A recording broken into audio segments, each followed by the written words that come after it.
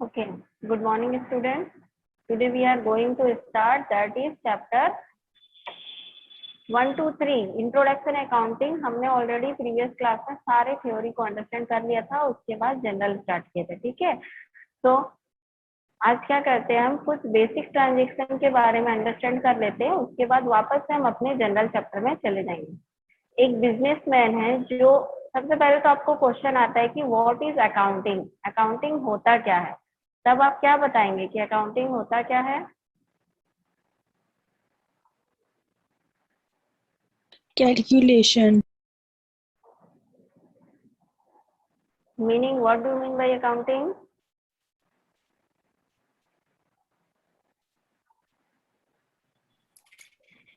Accounting is the art of the recording, classification, summarization, collection, information of the analyzation in the basic transaction in the set of the book.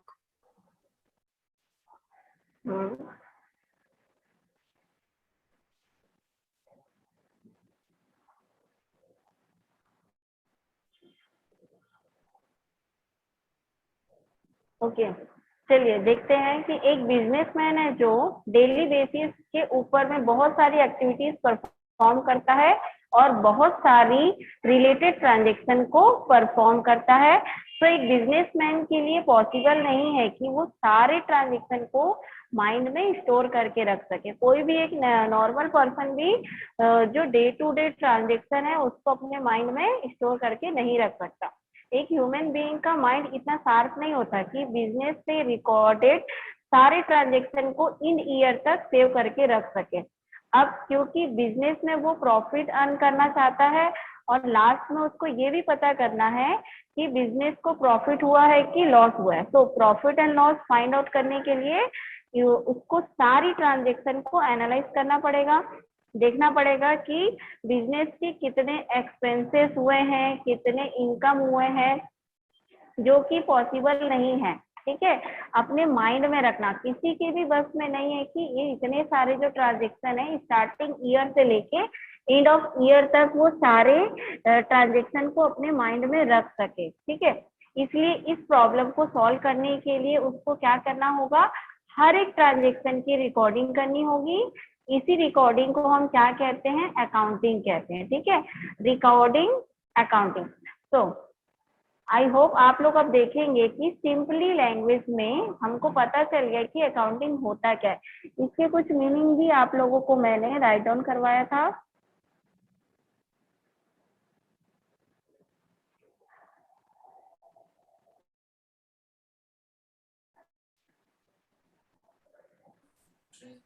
ठीक है, accounting means collecting, recording, summarising, analysing and reporting monetary transaction of the business. अब यहाँ पे देखते हैं कि क्या बताया गया। अकाउंटिंग क्या है, जब एक बिजनेसमैन अपने बिजनेस रिलेटेड ट्रांजेक्शन को रिकॉर्ड करता है, मेंटेन करता है फ्यूचर यूज के लिए, तो उस प्रोसेस को हम क्या बोलते हैं, अकाउंटिंग। तो ओवरऑल कहा जाएगा कि accounting is a process in which a businessman keep their record, maintain to their record of business transaction. Accounting एक ऐसा प्रोसेस है जिसमें बिजनेस रिलेटेड ट्रांजेक्शन को रिकॉर्ड करके रखा जाता है फ्यूचर यूज के लिए। अब अकाउंटिंग में ओनली रिकॉर्ड करने से तो प्रॉफिट एंड लॉस पता नहीं चलता हमको, इसलिए अकाउंटिंग के लिए मीनिंग को और एक्सपेंड करना होगा। रिकॉर्डिंग के साथ साथ अकाउंट में और भी ट्रांजेक्शन परफॉर्म करने होंगे। तो यहाँ पर हमें क्या कह रहा है कि accounting means collecting, recording, summarising, analysing and reporting monetary transaction of the business.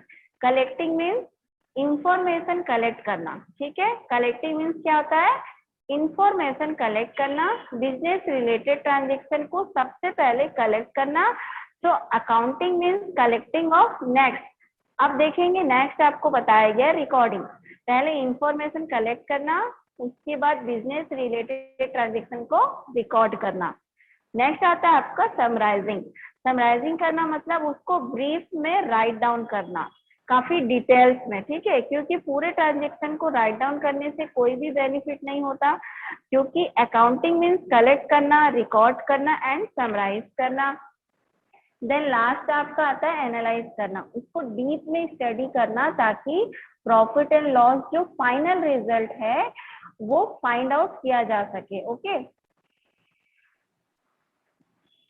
उसके बाद आता है आपका reporting monetary transaction of the business information collect करने, उसके बाद उसकी रिकॉर्डिंग करना, समराइज्ड फॉर्म में अपने पास सेव करके रखना, एनालाइज करना, रिजल्ट फाइंड आउट करना, और जो रिजल्ट जो आएगा उसको इन्फॉर्म करना, किसको किसको इन्फॉर्म करेंगे, इन्फॉर्म मीन्स रिपोर्टिंग करना, मतलब इन्फॉर्म करने, किसको इन्फॉर्म करते हैं, जैसे कि टॉप मैनेजमेंट को, जो चीफ एग्जीक्यूटिव है या जो प्रेसिडेंट है।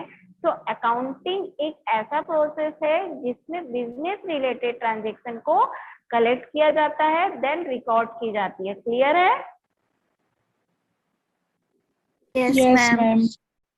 Yes ma'am. समराइज की जाती है, Yes, ma'am. देन लास्ट में एनालाइज किया जाता है। ठीक है, उसके बाद रिपोर्टिंग की जाती है। ये आज आप लोग को एक्सप्लेन किया जा रहा है क्योंकि जो कुछ न्यू स्टूडेंट्स ज्वाइन हुए हैं उनके लिए। उसके बाद हम कंटिन्यू अपने जनरल एंट्री के ट्रांजेक्शन करेंगे। ओके, और लास्ट में मॉनेटरी, आप देखो यहाँ पे लास्ट में बताया गया ना मॉनेटरी ट्रांजेक्शन। मॉनेटरी मीन्स होता है money, it is very important point. Monetary means money related terms of he recorded की जाती है। तो इसलिए हमने स्पेशली मेंशन कर दिया है कि कलेक्टिंग करना मतलब मॉनेटरी टर्म को रिकॉर्ड करना, मॉनेटरी टर्म को समराइज करना, मॉनेटरी टर्म को एंड एनालाइजिंग करना और रिपोर्ट करना मॉनेटरी टर्म को। तो बिजनेस में मनी रिलेटेड ट्रांजेक्शन की रिकॉर्ड की जाती है। अब यहाँ तक हमको अंडरस्टैंड हो गया कि अकाउंट होता क्या है सभी को। अब हम इसके कुछ कैरेक्टरिस्टिक अंडरस्टैंड करेंगे जो मैं आपको स्टेज में सेंड कर रही हूँ, आप देखेंगे, आप उसको अपनी कॉपी में राइट डाउन भी कर सकते हैं। ठीक है, कैरेक्टरिस्टिक कुछ 8 पॉइंट्स है यहाँ पे। फर्स्ट है आपका an art and wealth as science, यानी कि अकाउंटिंग जो है आर्ट भी है और साइंस भी है। क्यों कहा गया आर्ट? आर्ट का मतलब होता है कला। जब हम अपने थ्योरेटिकल नॉलेज को प्रैक्टिकल अप्लाई करते हैं उसको हम आर्ट बोलते हैं। कैसे? अगर आपको कोई भी चीज आता है, जब तक आप उसको प्रैक्टिकली अगर यूज नहीं करते हैं तो उसका जो आर्ट है वो हमको पता नहीं चलता। ठीक है, तो अकाउंटिंग एक आर्ट ही है। जो आप अभी नॉलेज रिक्वायर कर रहे हैं, मतलब जो आप अकाउंट अभी पढ़ेंगे, जनरल एंट्री, वो सारे हमारे थ्योरेटिकल नॉलेज है। क्योंकि जब आप फ्यूचर में जाकर प्रैक्टिकली अप्लाई करोगे, यानी कि चार्टर्ड अकाउंटेंट के फील्ड में या फिर और किसी भी फील्ड में आप इंटर करोगे, तो इट मीन्स अकाउंट एक आर्ट है जिसको आप थ्योरेटिकल रीड कर रहे हो और फ्यूचर में जाकर उसको अप्लाई करोगे। क्लियर? अब अकाउंटिंग साइंस भी है बोला गया यहाँ पे। ठीक है, अकाउंटिंग को साइंस क्यों बोला गया है? एनी गाइस, अकाउंटिंग को साइंस क्यों बोला गया है?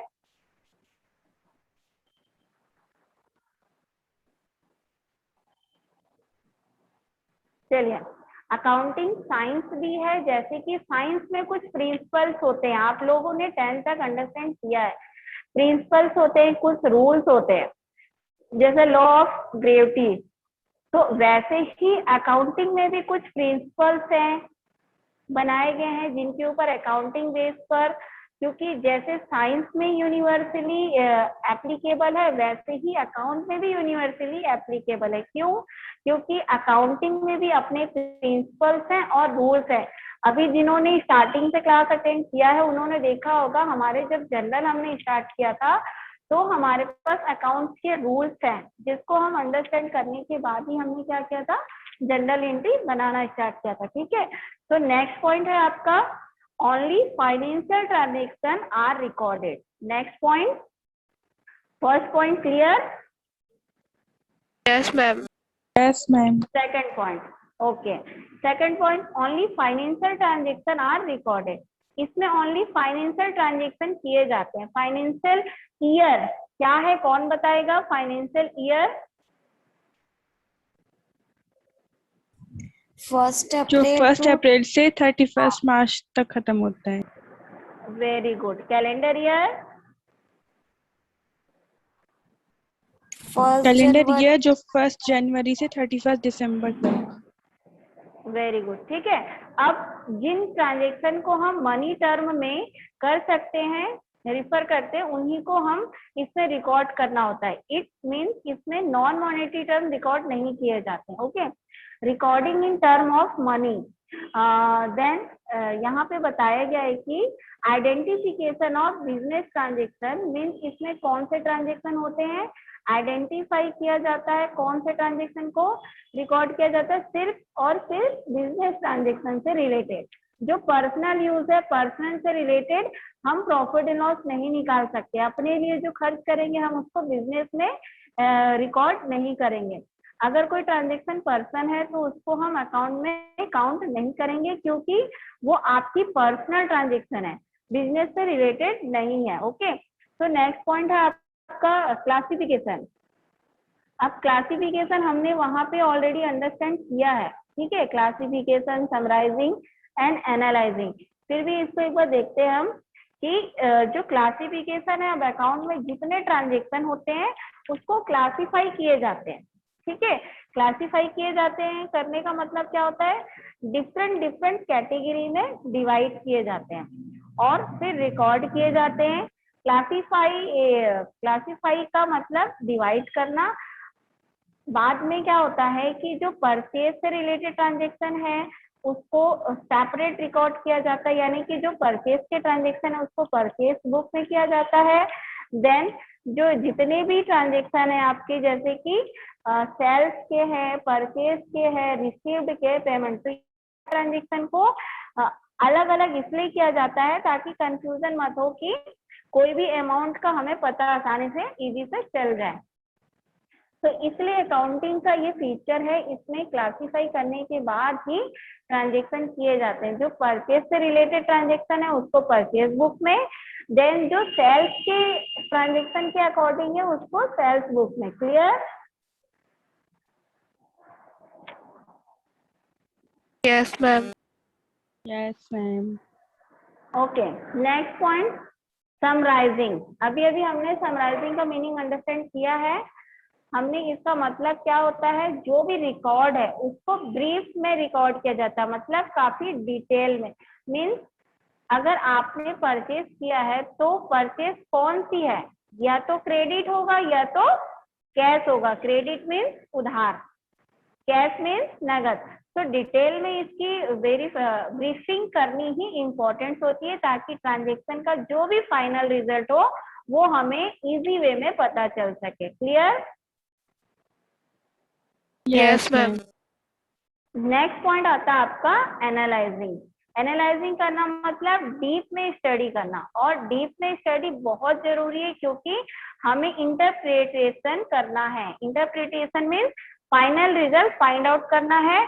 तो अकाउंटिंग में जितने भी ट्रांजेक्शन रिकॉर्ड की जाती है उन सब की डीप स्टडी की जाती है, और वो इसलिए की जाती है ताकि उनका रिजल्ट फाइंड आउट किया जा सके। और वो फाइनल रिजल्ट क्यों फाइंड आउट किया जाता है, ताकि फाइनली कम्युनिकेट किया जा सके। कि कम्युनिकेट का मतलब क्या होता है, इन्फॉर्म किया जा सके। किसको इन्फॉर्म किया जा सके, जिसको भी रिक्वायरमेंट हो इसकी, जैसे इन्वेस्टर हो गया, क्रेडिटर हो गया, ओनर्स हो गए, मैनेजर हो गया, कोई भी हो सकता है जिसको बिजनेस में प्रॉफिट अर्न हो रहा हो या लॉस हो रहा है, तो उसको पता लगाने के लिए वो क्या करेगा, एनालाइज करेगा। ठीक है, अब हमारा कैरेक्टरिस्टिक यहाँ पे कंप्लीट हो चुका है।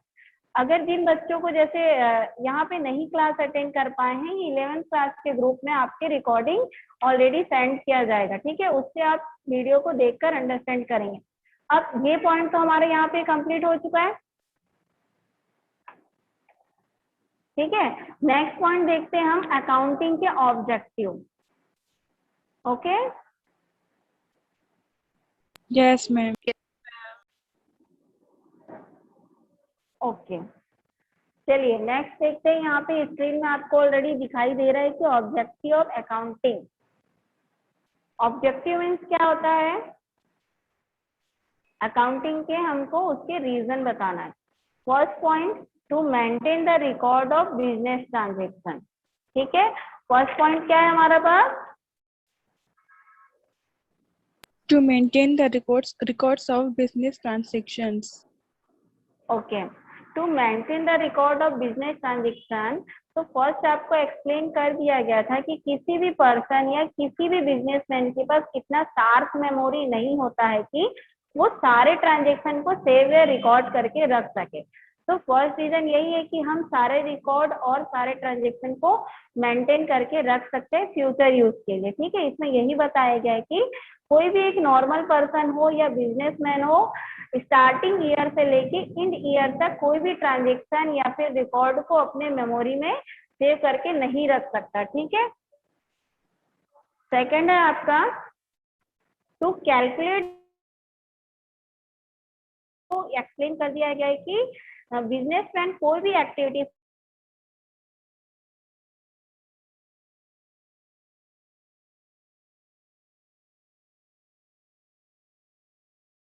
करने के लिए सारे ट्रांजेक्शन और रिकॉर्ड को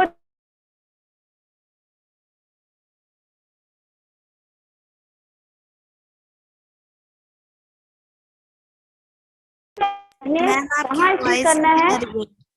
आवाज नहीं आ रहा है। अब आई? Yes ma'am. Yes ma'am. आया? Okay, yes second point ma'am. तक क्लियर पे आते हैं। To find the financial position. Financial position of business, business कहाँ स्टैंड करना है, उसके पोजीशन को कहाँ से हमको देखना है। तो ये कि फाइनेंशियल जो है वो ग्रो कर रहा है कि नहीं कर रहा है या डाउनवर्ड जा रहा है, ये हमें अकाउंटिंग करनी पड़ती है। ठीक है, उसके बाद आता है आपका to check and compare the growth of business. अब ये भी इम्पोर्टेंट पॉइंट है कि बिजनेस की ग्रोथ को सबसे पहले चेक करना है कि हम वहाँ स्टैंड कर रहे हैं, हमारी ग्रोथ हो रही है कि नहीं हो रही है। प्रीवियस ईयर के कंपेरिजन में कंपेयर में पिछले साल या प्रीवियस ईयर में मान लो कि 10% ग्रोथ हुई थी और इस साल 20% है। तो ये कब पॉसिबल है, जब हम अकाउंटिंग करेंगे, यानी हम देखेंगे कि प्रीवियस ईयर में कितना हमको प्रॉफिट हुआ था,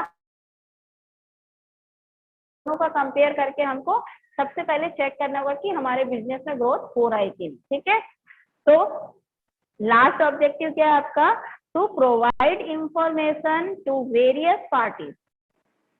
आपके बिजनेस में किसी को इंफॉर्मेशन चाहिए होगा तो हम उनको प्रोवाइड कर सकते हैं। जैसे कि इन्वेस्टर हो, उनको क्या इंफॉर्मेशन चाहिए कि बिजनेस क्या अर्न कर रही है, बिजनेस में अगर प्रॉफिट हो रहा है या लॉस हो रहा है, तो उनको इंफॉर्मेशन क्यों चाहिए।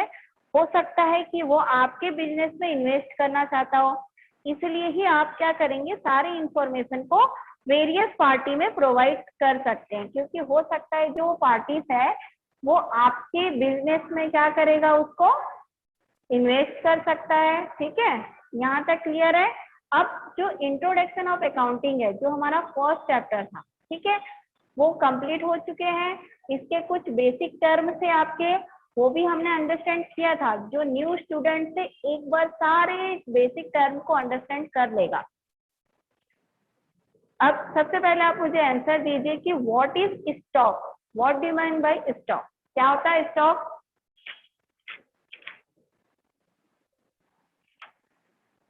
जमा करके रखना।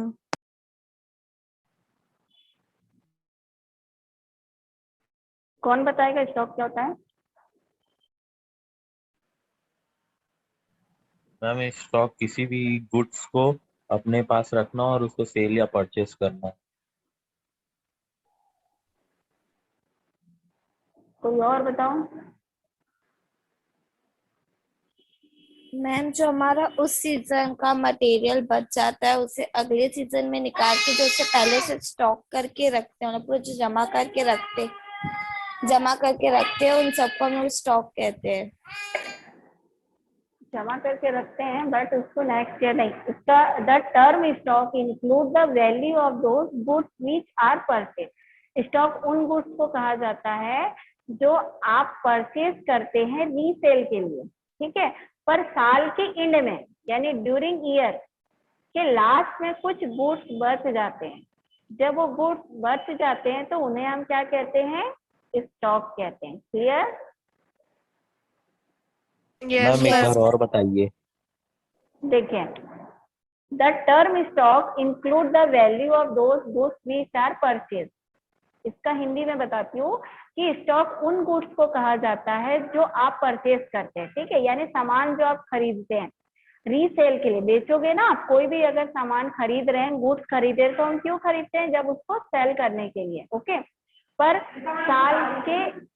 साल के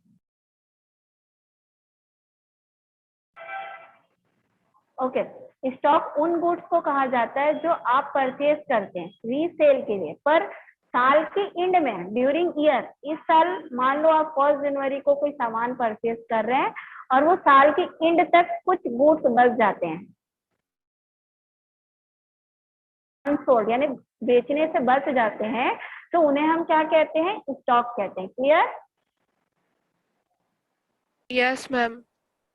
yes ma'am. Okay, stock 2 types होते हैं, 2 टाइप में डिवाइड किया गया। फर्स्ट आपका ओपनिंग स्टॉक एंड सेकंड आपका क्लोजिंग स्टॉक।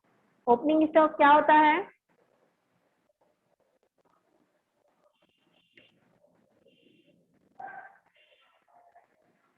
क्या होता है opening stock?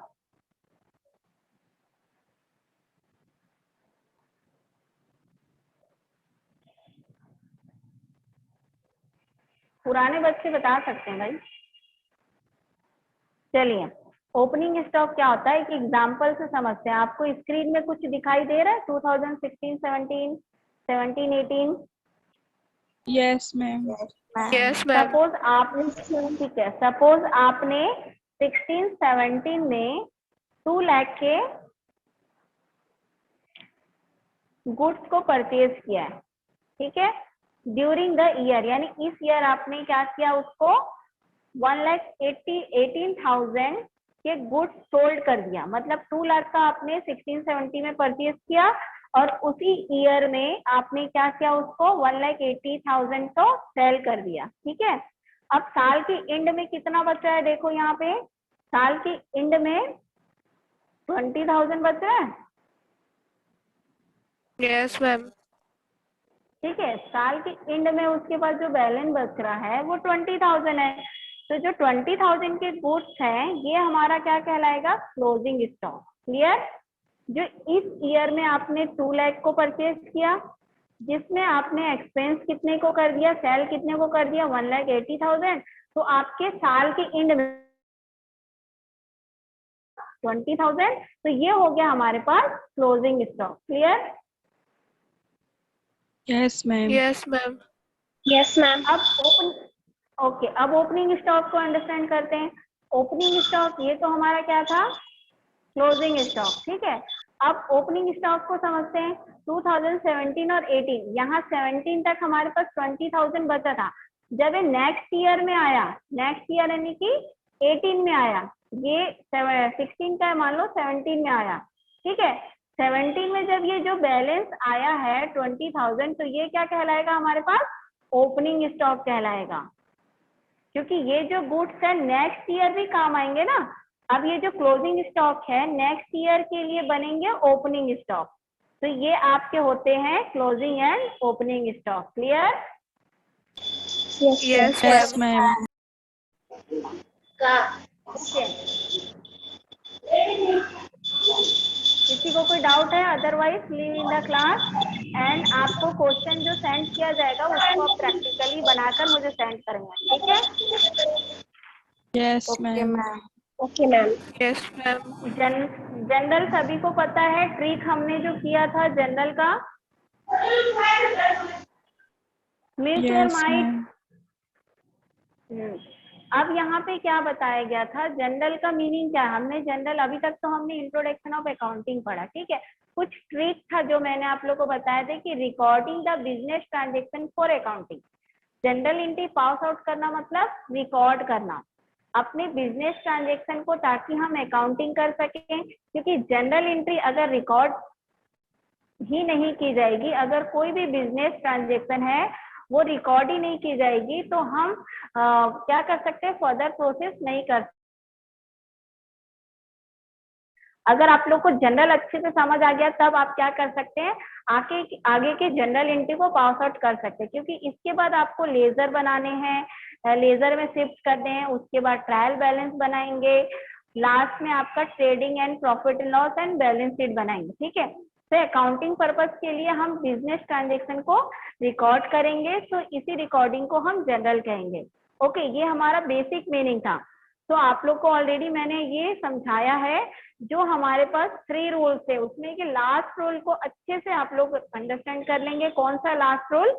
All assets and expenses, ये अभी आपको मैं सेंड करूंगी, all assets and expenses. And second है आपका ऑल लायबिलिटीज एंड प्रॉफिट। इस चीज को आप अच्छे से अंडरस्टैंड करेंगे, कॉपी में लिखेंगे कि ऑल एसेट्स एंड एक्सपेंसेस जब इंक्रीज होते हैं, एसेट्स और एक्सपेंसेस जब इंक्रीज होते हैं तो उसको हमको डेबिट करना होता है। हमें कोई भी जनरल एंट्री पास आउट करने के लिए इस रूल्स को, यदि कोई एसेट्स है या कोई भी एक्सपेंसेस है, उसका बैलेंस जो आता है वो डेबिट में आएगा। ओके, भी प्रॉफिट हो तो उसका बैलेंस जो है क्रेडिट में, मतलब जब आपका एसेट्स इंक्रीज हो रहा है और एक्सपेंसेस तो डेबिट में आएगा, और एसेट्स जब डिक्रीज हो रहा है और एक्सपेंसेस डिक्रीज तो क्रेडिट में आएगा। और वैसे ही लायबिलिटीज एंड प्रॉफिट जब आपका इंक्रीज होगा तो क्रेडिट में आएगा और डिक्रीज होगा तो डेबिट में आएगा। ठीक है, इस रूल्स को आप अच्छे से अंडरस्टैंड करेंगे। हम नेक्स्ट क्लास में इसको फिर से डिस्कस करेंगे जनरल वाले, और उसके बाद प्रैक्टिकल एक्सरसाइज कंटिन्यू करेंगे। Clear? Yes, ma'am. Okay, leave in the class. Ma'am आप टाइमिंग के लिए बोले थे, बताऊंगी घर। हाँ, मैं बेटा आपको ना व्हाट्सएप ग्रुप में टाइम टेबल सेंड कर दूंगी। ठीक है, यस मैम, थैंक यू। चलिए, ओके।